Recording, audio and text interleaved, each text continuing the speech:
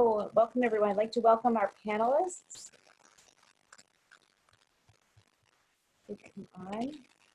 Thank you everyone for joining us at the German Marshall Fund this morning. We have all our panelists? Yes, great. I'm Kornbluh. I'm Director of the Digital Innovation and Democracy Initiative, or GMF Digital, where our goal is to promote technology in the transatlantic space that supports strong democracy, economic growth, and inclusion. And we are very pleased to welcome this esteemed panel today, starting with, and I'll just run through their bios quickly. We'll have a chance to hear from each of them, and we're welcoming audience questions, and I'll moderate those at the end of the conversation among the panelists. So let me just start by introducing folks. Quentin Palfrey is a senior fellow in our program at GMF Digital. He's going to talk about his new nonprofit, the International Digital Accountability Council. And I'll just, you have everyone's bios, but let me just tell you about Quentin, that not only has he held senior roles in digital policy in the White House and at the Commerce Department, but I think it's important to note here that earlier in his career, he was the first chief of the healthcare division in the Massachusetts Attorney General's office. We're very honored that Sara is joining us. She's the Director of Data Privacy and Security and the Assistant Attorney General for the Massachusetts Attorney General's office. She's a thought leader, frequent speaker on consumer data protection, and she's testified numerous times before Congress. Dr. Nathan Good is the CEO of Good Research and AppCensus, and he's the International Data Accountability Council's, those are the technology partners for IDAC. He teaches as a lecturer faculty at the Information School, UC Berkeley. He's published extensively, holds patents on software technology. His research has been reported on in The Economist, The Times, CNN, and ABC, and he's also testified before the House, Senate, and FTC. So we're really thrilled to have all three of you for a terrific conversation. I think everyone's been paying attention to the idea that tracing apps may be able to help us deal with the pandemic. And then there are a bunch of other apps that aren't even tracing apps that are promising to give us protection or information. But everyone's nervous. Will users use it? Will they trust it? Who can get access to this data? And it's terrific that we can have you all to talk about the regulatory environment and also what we can learn even in the absence of federal uniform privacy law, which we still don't have in this country. So Quentin, I want to start with you. And given the vacuum that exists on privacy law, maybe you can tell us about why you started this nonprofit, what the role of Watchdogs is and can be, you know, what your model is, and then how you jumped in to start with these new coronavirus apps. Thank you so much, Karen, and I'm thrilled to be here. I head up the International Digital Accountability Council, which is a brand new nonprofit that emerged from some of the work that we've done with the Future Privacy Forum, which is a nonprofit in Washington, D.C. with international focus over the last year, looking at sort of accountability among apps. And as you mentioned, I had the opportunity to work in the White House and in the Commerce Department with you and with others. And one of the things that we were focused on there was trying to build up a consumer privacy bill of rights based federal baseline privacy legislation. And I think that one of the elements of that we've sort of carried forward is the notion that we need to do a better job both of setting rules that people can understand that are uniform across the country, and also about educating developers on best practices and also making sure that people are following those rules. And so the focus of the International Digital Accountability Council is to be a nonprofit international watchdog that helps to monitor some of the risks and harms that consumers and other users face in this space, and try to resolve them in a way that is technically savvy and that tries to identify the problems as early in the process as possible. And I think that the COVID-19 response space is a really interesting one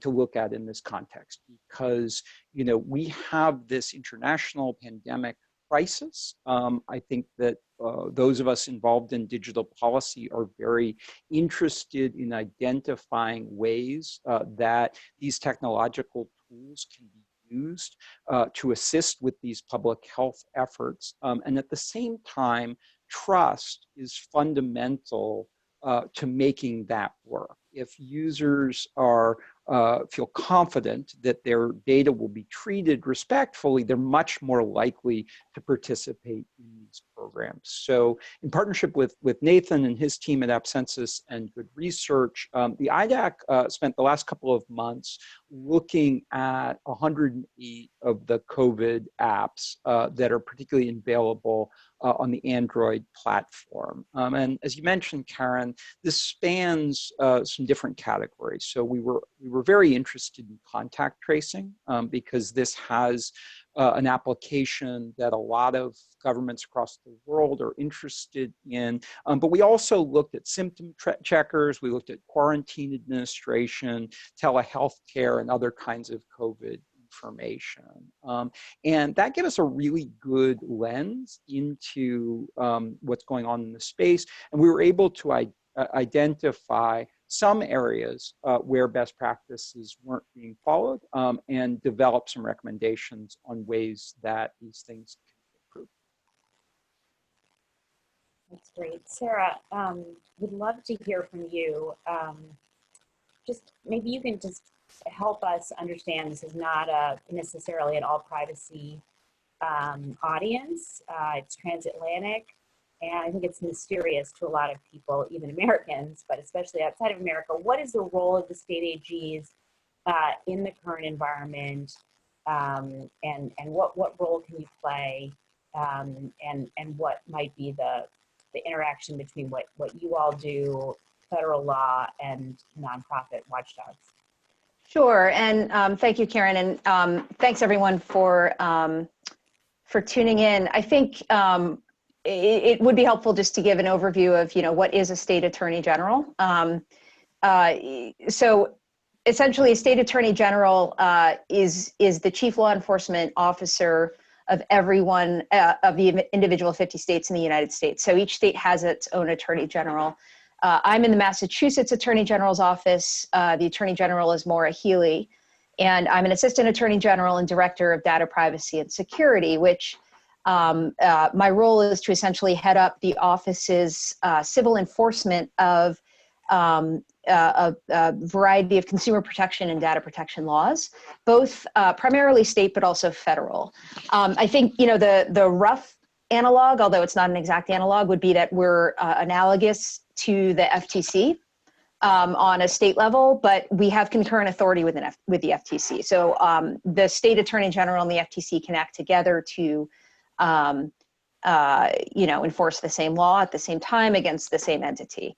Another rough analogy would be that our office is the DPA for the state. The primary law that we enforce in this space, and I think as everyone knows, the United States does not have a uniform GDPR or any sort of uniform privacy law. The same is true on the state level. But the states, as opposed to federal law, do have a variety of consumer protection laws that are very flexible and broad, that have been and can be applied to the data privacy and security space. And for us, that's our Unfair and Deceptive Trade Practices Act. Every state has one, and essentially it says, in trade or commerce, thou shalt not do things that are deceptive or unfair. It doesn't say much more than that. So it's a very flexible law that can be applied in a multitude of circumstances. It gives us the ability to subpoena records and information from entities that we suspect may be violating the law, take testimony under oath. And then where we find what we think are violations of the law, we can bring lawsuits, and those lawsuits are civil lawsuits in the judicial system.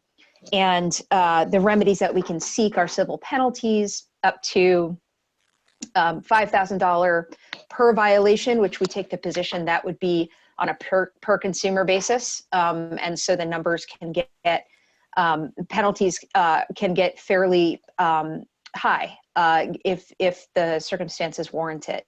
And then we can also seek for business changes, injunctive relief, and make the business stop doing what it had been doing.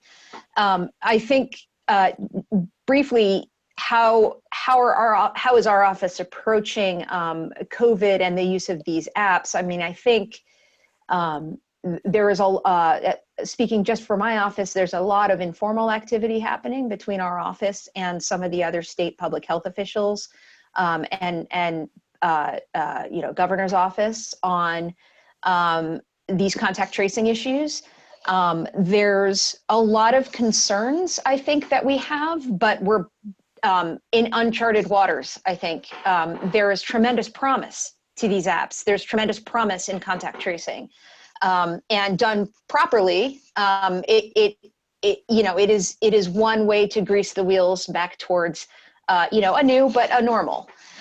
So I think we are in a position where we're being asked to take positions or to react very quickly to a very dynamic and emerging area where there's an awful lot of time pressure to do whatever we can. I think that said, there are some basics, and there are some basics that we have enforced previously in our law, and that I think we would look to here.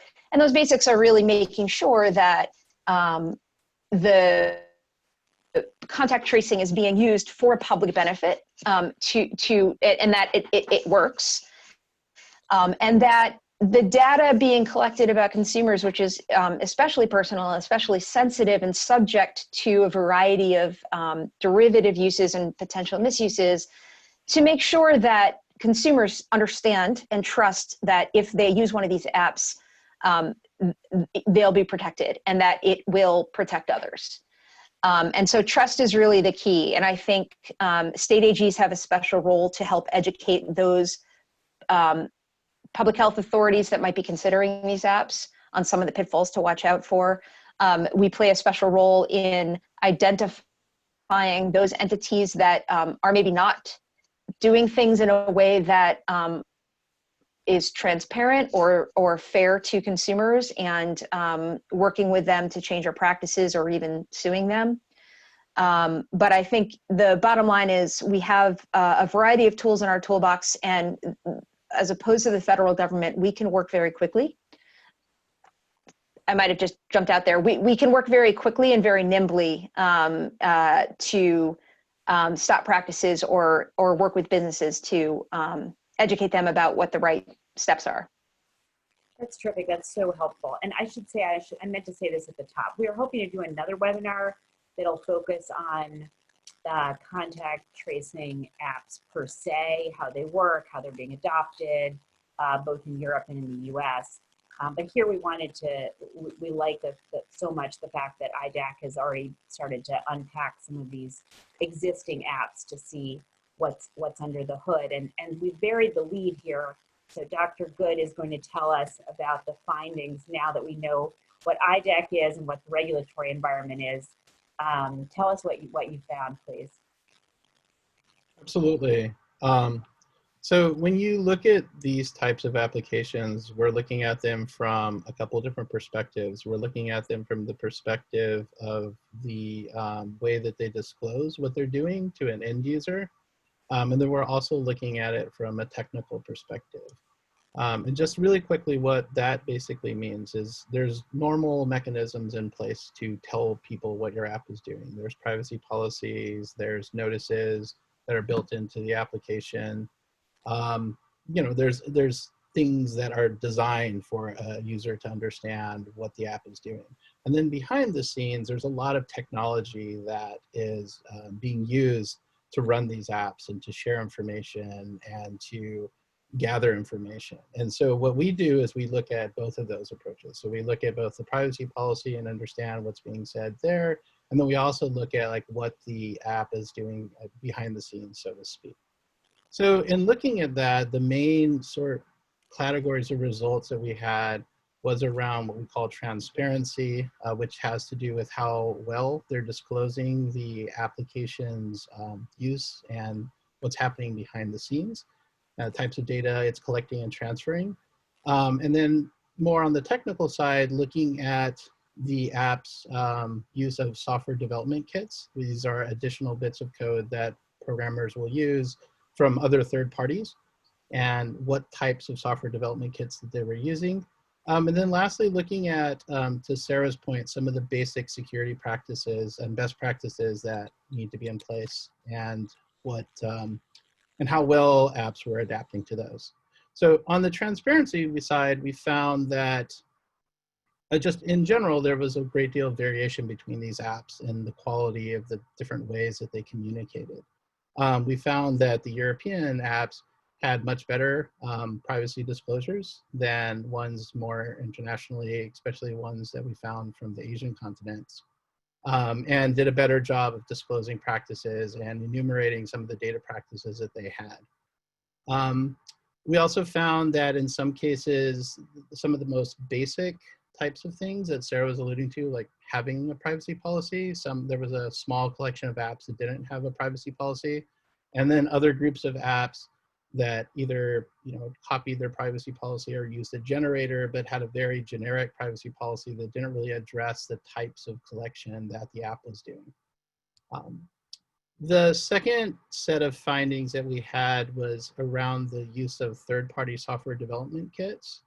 And this is, it's a very technical discussion, but in short, what we're looking for there is, are developers using a third party that really allows the app to continue to maintain the promise of privacy that it's delivering to users when it talks about how they're going to protect information. And in some cases, these third-party apps, even though they may be used frequently and they may be a part of a normal development cycle, in the context of COVID, our contact tracing or a COVID application may not be as appropriate because of the types of information they could send, and they could send personal information. And so there's really an onus on the developers to really understand and be able to tune and really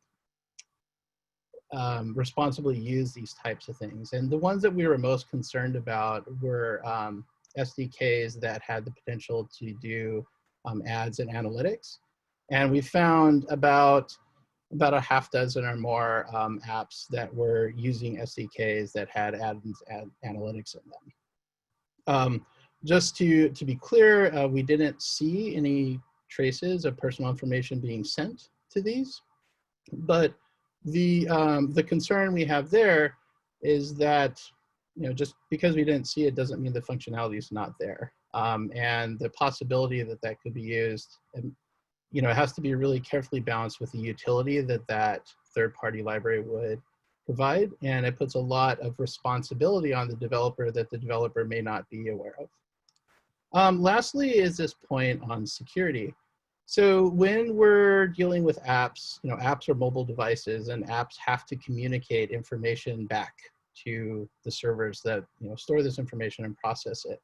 And this communication, the best practice is typically to encrypt this communication, and this encryption is called encrypting data in transit. It's a fairly standard best practice, and surprisingly, we found that there were still a lot of apps, a significant number of apps that weren't doing this. Most surprisingly was the US's CDC app for symptom management had some communications that were not sent encrypted. And these communications we found weren't sending personal information, but are against standard best practices of encrypting this data as it's being sent to servers. And the details of that will be on our report.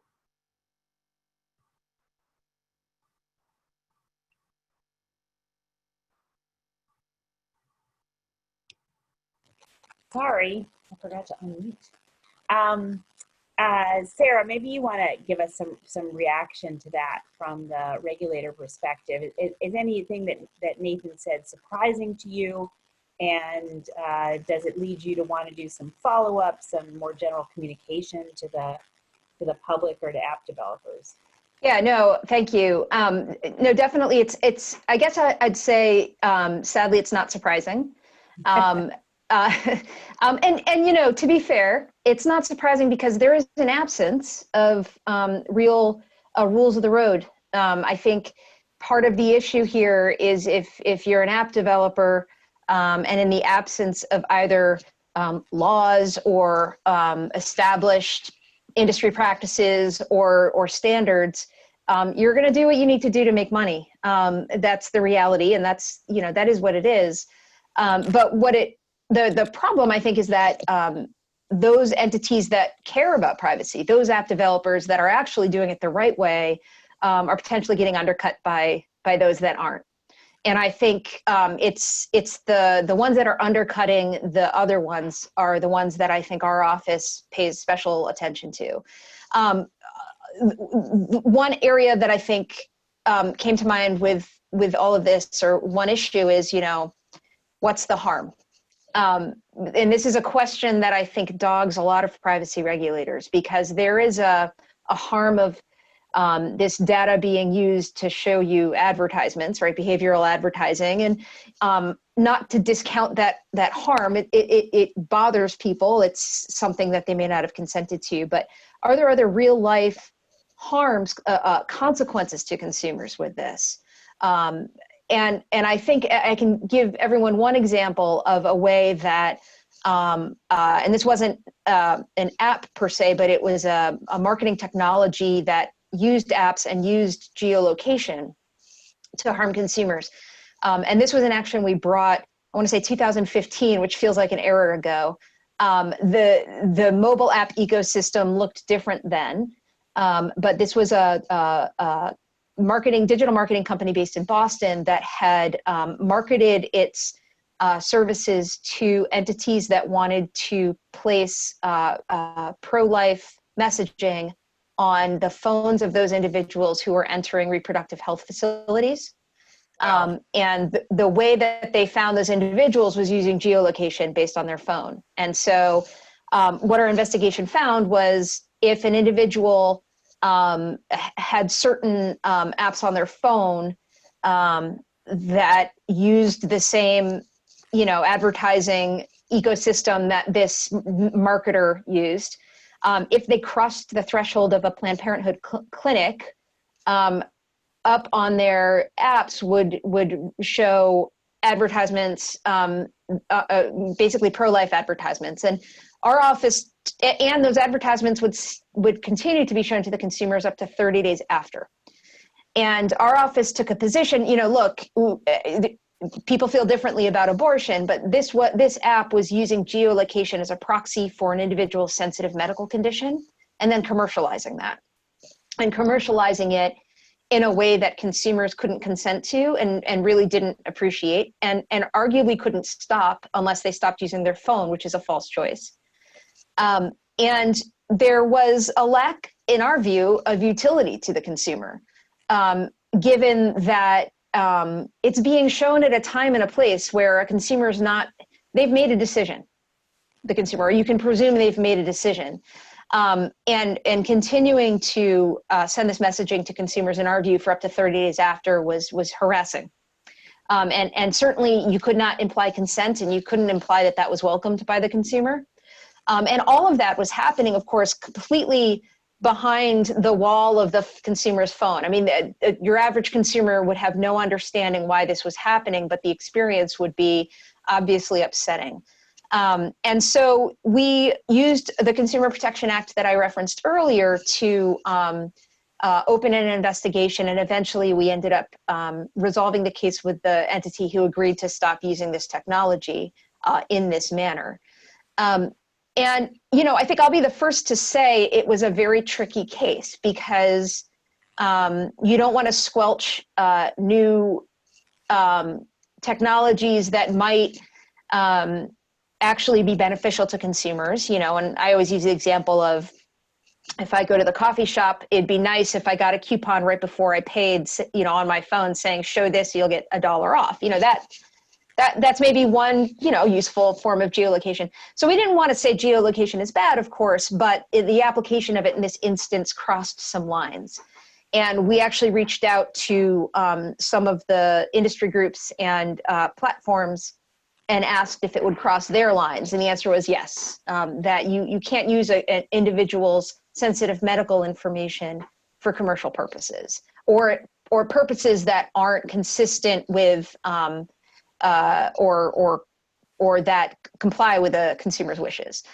So I take that experience and apply it to our current situation, and you know, maybe you can understand why we feel that some caution is necessary here. And what we're talking about is a location of an individual at minute periods of time, and who they interact with for how long and where and when, and then marking them with a diagnosis that has real life consequences. And again, given the circumstances we're in, there are societal benefits that are intended with this, but good intentions can sometimes lead to bad outcomes. And so I think making sure that there is firm understanding about you know, who is getting this data, what are limits on the derivative uses of this data. For example, I think it is reasonable to say this data can't end up in the hands of advertising networks. This data cannot end up in the hands of employers. This data cannot end up in the hands of life insurance companies, right? This data cannot end up in the hands of data brokers used by landlords to decide who they're going to rent to.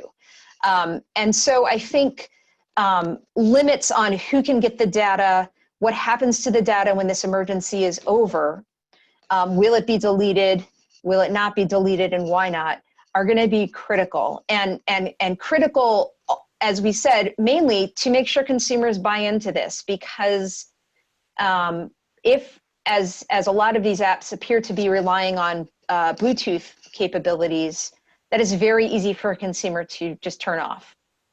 So I do think there is a conflation of interests here by everyone, or aligned interests, where everyone wants to get this right.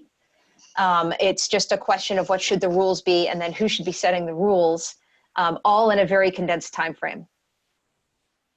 Yeah, there's so many issues here. I can't wait to get into all of them. But maybe we'll just turn it to Quentin for a second. There are two completely different questions I want to ask you. One is about the international component of all this, because, you know, with Sara here, we're focusing on the U.S. environment, but Nathan raised some international findings. And then I guess the other question is, you know, you're just starting out. What would you normally do with these kinds of findings, and what would you hope would be some of the results that would ensue?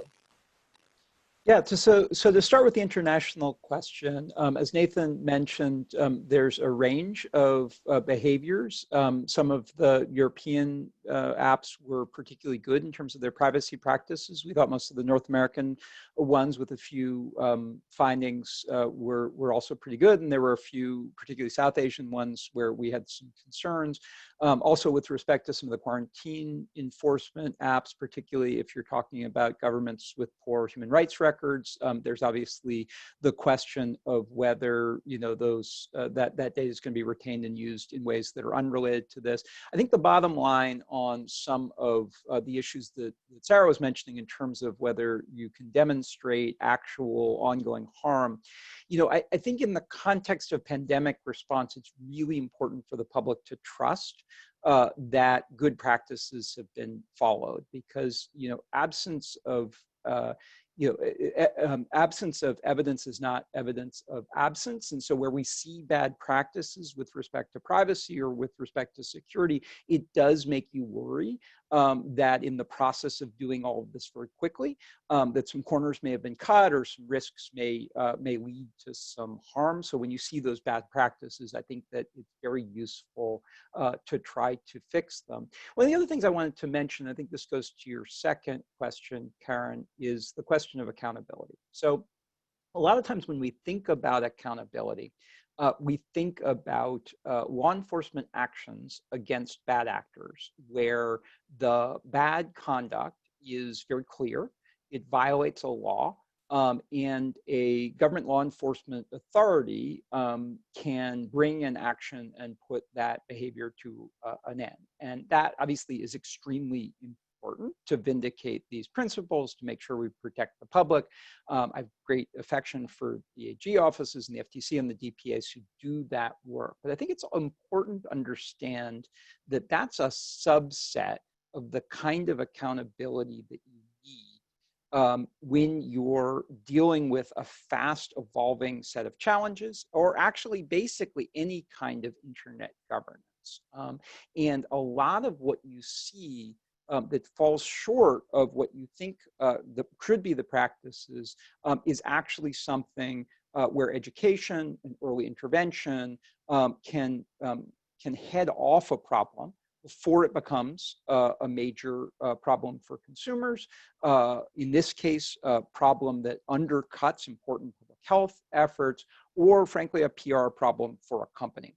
So I think one of the important things as you develop an ecosystem for accountability in the mobile app space is to combine the robust law enforcement measures that a DPA or the FTC or state AG can do with more nimble nonprofit actors that are still aggressive, that still have teeth, are still focused on vindicating consumer and patient and other user rights, and really working to make sure that best practices are followed, but that have an orientation towards early intervention. Right? That sometimes, and I think this is true of some of the findings that Nathan described, sometimes the right resolution of that issue is not Sara taking on a big law enforcement case, issuing subpoenas, compelling the production of documents, and leading to a resolution which a punishment is meted out, but rather a dialogue either with the developer to say, look, we think these are not great practices. Can we work with you to improve them? Or with maybe a platform to say, these practices by these apps may be violating the terms of service of the platform, whether that's a Google or a Facebook or an Amazon or an Apple, where those folks could then communicate to the developers that there's room for improvement, but resolve it short of a lawsuit, short of a big public case. So I think it's important in this context, in the COVID-19 context, and also sort of more broadly, to be thinking about a range of resolutions and to be thinking about accountability as, encompassing both a lawsuit or a law enforcement matter, but also some measures to detect and intervene more earlier in the life cycle of the problem. So that's fascinating, and I want to hear what both Nathan and Sara, but Sara specifically, maybe a more granular reaction to what Quentin talked about, where he's suggesting that in addition to the big R regulators, there are little R regulators in terms of the operating system of the phone and,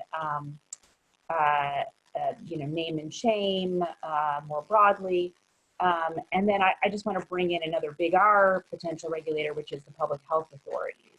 And how would you see all that fitting together? And when would you think, from your point of view, when does the government need to get, what kind of data would you need to get from these kind of watchdogs? Or when would you feel like you'd need to step in?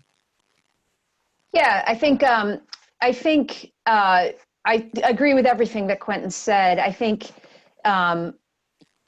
accountability, a lawsuit is often the rarest thing that happens, but it's the threat of the lawsuit that allows everything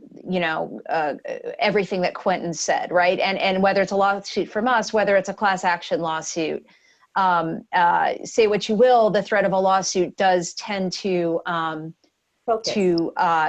make entities change practices, as does a fear of public backlash and bad press, and consumer goodwill is part of the glue here that makes these apps stick together. So I think what is exciting, I think for me, is the idea that the work that IDAC is doing or others in this space are doing can help state AGs know where to focus. We can't go, we can't do everything at once. We have limited resources. And like I said, we also want to make sure that we are appropriately punishing those that are breaking the rules, whatever the rules are, so that the marketplace is fair for consumers and for those businesses, and it can compete on a legitimate, fair basis. So having an entity come and say, we've worked with thousands of these apps, or we've engaged with thousands of these apps, we've identified 108 or 100 that really are outliers here, and they're outliers in common ways, is tremendously useful. And having that information allows regulators to more smartly do their work, whether that is bringing a lawsuit or whether that is opening an investigation, which itself can change practices. So I think that's useful. Another issue about accountability where I think state AGs can play a role is who is best positioned to insist on the kind of behavior that we want to see. And I can think of a few parties. I don't necessarily think the AGs are the best party, because by the time we get involved, it is often reacting to something that's already happened. So it's not going to prevent, what's happened. And that's really the goal here. So who is best positioned, in the contact tracing app space? We do have government public health entities that may be employing some of these apps. They are best positioned, I think, to insist on certain baseline protections that these apps employ. So that's one area of focus in terms of holding everyone accountable to a code of behavior. I think the platforms play a huge role here. And I think as gatekeepers of this data, they can leverage that power in a way that prevents bad actors from even getting on the platform. And there's issues there. You want to make sure that the power they have isn't leveraged in an anti-competitive way. But they do play a very important role. And I think the kind of information that IDAC unsurfaces can be very informative to those at the platforms that enforce the policies there, and helping them separate the wheat from the chaff. I think really there's a problem of lack of rules and just the sheer volume of apps that are out there and developers that are out there makes it very challenging to keep everyone in line. State AGs can be a backstop to help the work that others are doing to educate developers on what some of the best practices are, and to encourage platforms to maybe take a little more of an aggressive, proactive role. Yeah, that's so interesting. And I know, just going back to the early days of the internet, when the term, light touch regulation or self-regulation started to be used, it didn't mean no regulation. It meant the threat of regulators stepping in if need be, and the platforms, the internet companies coming together and developing some standards that they tried to hold themselves to, and that the regulator could watch and see if they were actually signing up and holding themselves to. So this seems to be getting back to a more accountable back and forth between, with Watchdogs playing that important role in the middle. I guess I want to ask the flip question of Nathan, and maybe Sara can jump in too, but it seems like my guess is you're doing a lot of detective work here. And I'm wondering how much of this data that you need to do the work that you're doing is readily available, or how much, if you're playing this middleman role, could regulators be requiring or getting somehow data in some privacy protected, intellectual property protected way that would make this kind of useful investigation that you're doing easier to do, either in Europe or here? Sure. I think one of the things that's very important to understand in that context is just how technical a lot of this data is, and how difficult it is for a normal consumer, and even regulatory agencies, and even the companies themselves, to really understand what's going on. One of the questions that we typically get a lot is like, what can I do to control our privacy in mobile apps? And our CTO has this great response. He's like, oh, well, you need to instrument permission protected Android APIs, disassemble app binaries, perform deep packet inspection. These are all things that a normal person could not do. And because of that, we've come to a point where, in order to understand and be able to explain these technologies, notice and consent isn't enough. Like, we really need some sort of way of understanding these at a technical level. With that, there's limitations to the type of technical and investigations we can do on the device. For example, we can look at things that are on the device, things that are sent to servers that the device communicates with, things that come back from those servers, but we don't know what happens on the servers themselves. A classic example of this is in COPPA, for example. Wait, Nathan, would you explain to our non-privacy audience of what COPPA is quickly? Yeah, absolutely. That's the Children's Online Protection Act. So that the idea is that for children under 13, you're not supposed to provide them targeted advertising, for example. And one way that developers address this conundrum is, they'll have, ads that will support their application, and they'll also have, children who are under the age. And so what they'll do is they'll say, hey, we're going to send the same information back to the server, but we're going to have a flag that says don't use it. So in that case, we see the information getting sent, we see the flag, but we can't verify if they're actually not using it or not, right? And so I think that those are the types of limitations that come into play when we're looking at these ecosystems that sort of restrict our ability to get the full picture. Did you want to add anything to that, Quentin? The one thing I wanted to say is how hard it is to set good rules quickly in the internet context. So when we think about, so I'm a lawyer, when you think about legal development, we have these laws and these systems that date back in the US to ancient, British legal principles.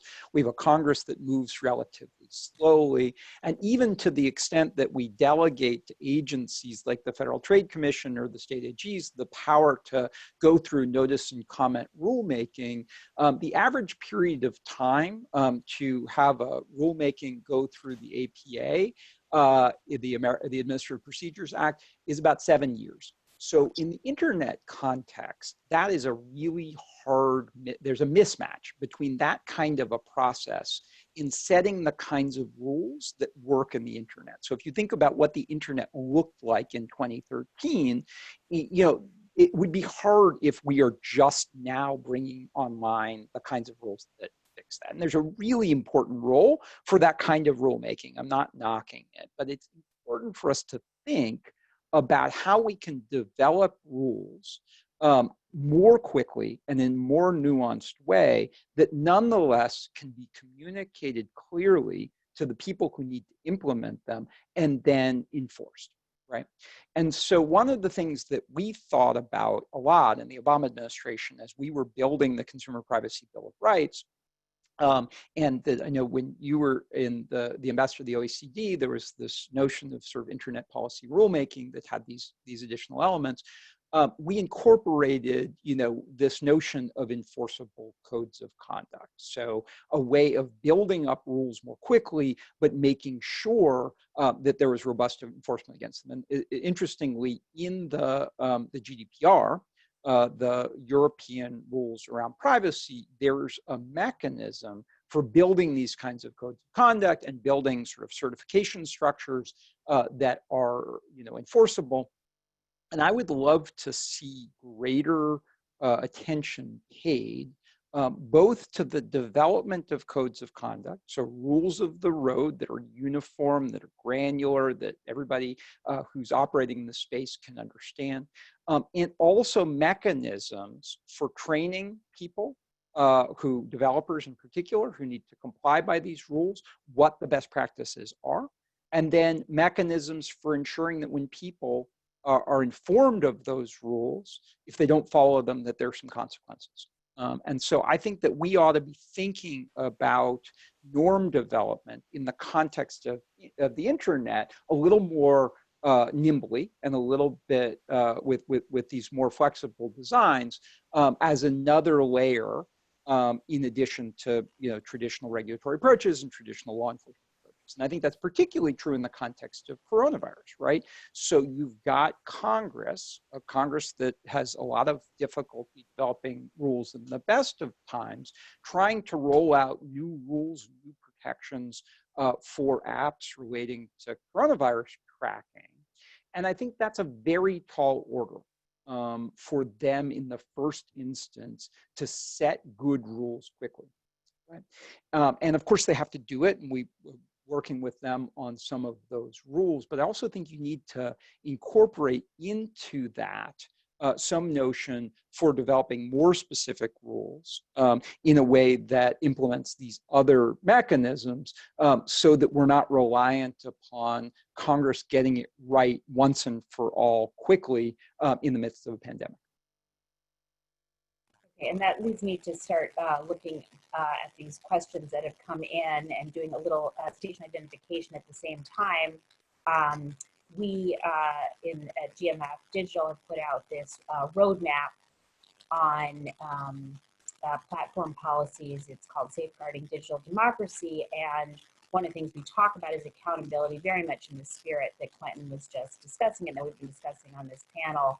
And so this is work that we feel is really following up on that. And I have a question from Ellen Goodman, who's the co-author of this report and a media and First Amendment law scholar. And she picks up on what you're talking about, Quentin, and asks about in the accountability ecosystem, how can we make sure that we keep track of and are able to audit the dynamic data practices of these apps, which I think is great. I don't know if you want to take that, or Sara, maybe you can jump in on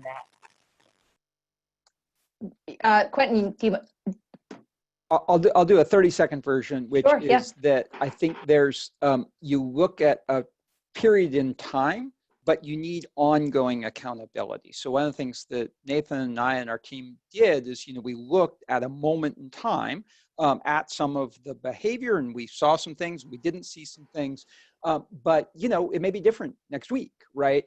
And, this is a rapidly evolving scenario, and that's true of the internet in general. And so I think that you do need ongoing mechanisms for accountability to ensure that we're detecting the problems as they emerge, and that we're also, giving some credit to folks who get their act together. Yeah, now, I'll just add, I think that is a problem. I think, and we've been talking about this, I mentioned it before, from a law enforcement perspective. By nature, it's a reactive enterprise. And so we typically don't get involved until something has gone wrong. And so accountability, is a after the fact problem. That said, I think having records of what the data exchanges were in the past is often something that we have problems getting in our investigations. And we're talking about volumes of data and mechanisms for transfer that are, this isn't a data that, is transferred via thumb drive that ends up, sitting on someone's computer that you can easily download. There's a dynamic nature to it.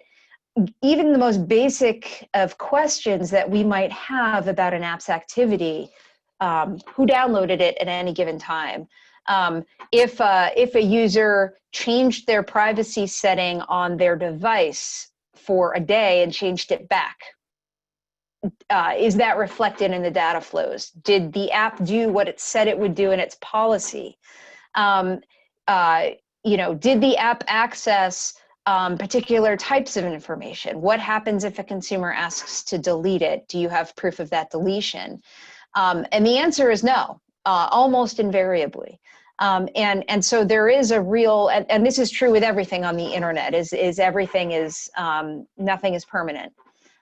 So, there are some interesting discussions, I think, to have about record keeping here, and ensuring that there is some method whereby, and it could be as simple as an affirmative obligation on an app to explain its activities with respect to certain criteria, and to retain those records, for 5 years. And I'm confident that there are technologists out there that can figure out an efficient way to do that. But these are some of the standards that aren't set, that could be set. It doesn't solve the problem of in-time accountability, addressing problems right when they happen. That, I think, is something that interesting discussions could be had about what the platforms can do. Can they turn off the API access upon a showing of an issue, to proactively stop bad behavior? But after the fact, I think we are seeing a tremendous absence of evidence about what has happened in the past, and I think that is a handicap for law enforcement right now. Great. I have a question. I think, Nathan, this would be good for you, from Vivek Krishnamurthy, who's at both the University of Ottawa and the Kennedy School at Harvard, asking specifically about the contact tracing framework and apps on the Android and Apple operating systems. And I wonder if you guys have really dug in there, and what you can tell us, really focusing on the tracing. Yeah, we haven't had an opportunity to really dig into that as detail. It certainly is really interesting. I know they put a lot of effort into it. There's been several different iterations. But I think the focus of this investigation was much broader, sort of looking at, what a lot of the other people were trying that they're doing. I know a lot of people have looked at Google and Apple specifically. And so we were looking at that larger ecosystem. But yeah, it would be interesting to dive into that. Yeah, and as I said, we're hoping to do a separate webinar on that because it's such an important, privacy, but also social policy issue, as Sara was raising, how employers can use this, and others. There's a question that's really for Sara, I think, about, it's a little off topic, but I think it's really interesting, which is sharing data among government agencies, and how we're thinking about that in the time of coronavirus, and the sensitivity but importance of health data. It's a little off topic. If you don't feel like now, you don't have to, but no, I'm happy. I this answer, you'll get what you pay for on this answer. I don't. So the role that I play in state AGs, I play less of a role advising government agencies on how to handle this data, or enforcing the law against government agencies. That's a different function within our government. But that said, there are, we are a resource, and we have been a resource for some of those entities, at least in Massachusetts, that are thinking of these issues, the public health entities, and importantly, some of the hospitals that they're working with. We've been a part of a number of conversations within the state, even before COVID, about ways to harness health data transferability in a way that really promotes patient health, that solves some of the problems around electronic medical records, and that creates a fertile environment for the development of apps that might have public health benefits to consumers. And those conversations have been ongoing for over a year now. And I think, suffice it to say, the government lawyers are very tuned into these issues. I think the real issue, I think, that is a bit of a sticky wicket is there's not clear law on this. It's very uncharted waters, and there isn't a good way to get the sentiment of those consumers who are going to be who are providing the data that fuels all of this. The way to get their sentiment is through the 7-year process that Quentin was laying out. And so in this confined decision-making process that we're in with COVID, I think it's unclear how those difficult questions are being addressed. I know that they are at the forefront of everyone's minds. Great. I'll just combine the two other questions. One is from Leslie Harris at Georgetown. And she, following up on that, she asked specifically about the role of public health agencies and how well prepared are they to evaluate the apps that they're adopting or offer guidance to private developers or state AGs. And then we have another question, Quentin, picking up on from Sam Grogan, picking up on your discussion of codes of conduct, which Ellen Goodman and I also talk about in our roadmap, and wondering how IDAC, how are you thinking that IDAC works with codes of conduct? Are you going to be something, are you going to hope to be an accountability agent or work with the German Marshall Fund in creating them? But if not, like what other accountability standards are you going to use in the meantime? So I think combining those two, and why don't we just, we only have 4 minutes, so why don't I just ask everybody to use those as your opportunity to say anything else that you want to say. So let me take on the second question. I think that there's the world as it is and there's the world as we would like it to be. In the world as it is, I think everybody needs to navigate the rules that we find, right? There's a patchwork of rules. They're different in different sectors. They're different in different geographies. And as a watchdog, we take what we can get, right? So we're gonna sort of look at ways in which behavior we see departs from established best practices, particularly to the extent that it's reflected in jurisprudence, maybe a state AG precedents or the FTC or in Europe, and enforce against that. Or monitor against that and try and resolve those. There's also, I think, a much more granular set of rules within the platforms in terms of their terms of services and the relationship that they have with some developers. Sara mentioned the enormous potential that the platforms have in terms of playing an accountability role in their ecosystem. And I think we could be a constructive partner with them on some of that. That said, I think everybody recognizes in the space that norm development is a real problem, right? You've got very different rules in different areas. It's maddening to try and navigate those rules for a developer or for a company. And we need to do better. And certainly in the Obama administration, we felt that one piece of that puzzle was enforceable codes of conduct. Clearly Europe felt that way. And I think there's a lot more work done in the context of GDPR and making those rules get sort of more fleshed out. And yes, I would love to see the IDAC play a constructive role as various entities or even international bodies help create codes of conduct to vindicate those principles in a constructive way that also enables companies to offer their services and be commercially viable.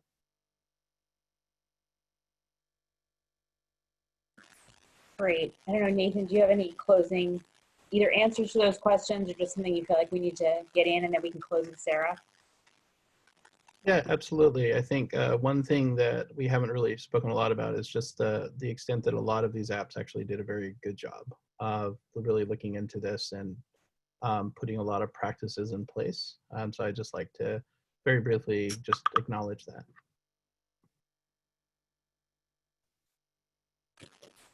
Yeah, Sara, again, either answer those questions or you don't have to feel like you need to do that. Yeah, I think I think Nathan's more of an optimist than I am, but I think that's the nature nature of my role, is to look for bad guys, or bad girls. No, I think, this is, I guess I just close by saying, state AGs obviously don't have all the answers, but I think, I do work with, I work closely with my counterparts at other states, and I think everyone I can say is focused on these issues right now. And so, certainly welcome any outreach from any interested party in grappling with some of these questions. I don't know if there's a way to get our emails out, but, really open to having discussions, because I think the more informed that regulators are, even to have Nathan say something like the vast majority are doing the right thing, even that perspective is very useful. So I certainly welcome any outreach. Thank you all. This has been a really rich conversation, and we've only touched the surface. And I know we'll want to keep revisiting these issues, but also, as we build out this roadmap and think about how to increase accountability in a really dynamic world, we'll want to keep working on these issues, and hope we can call on all of you. I know that IDEC is going to be putting out a report on this. There'll be a way to access it through our website, and Sara, we can have contact information for your office as well, and hope to keep up the dialogue with everyone. Thank you very much for tuning in. I know there's a lot going on, but I think these privacy issues in light of the pandemic are incredibly important. So thank you, everybody.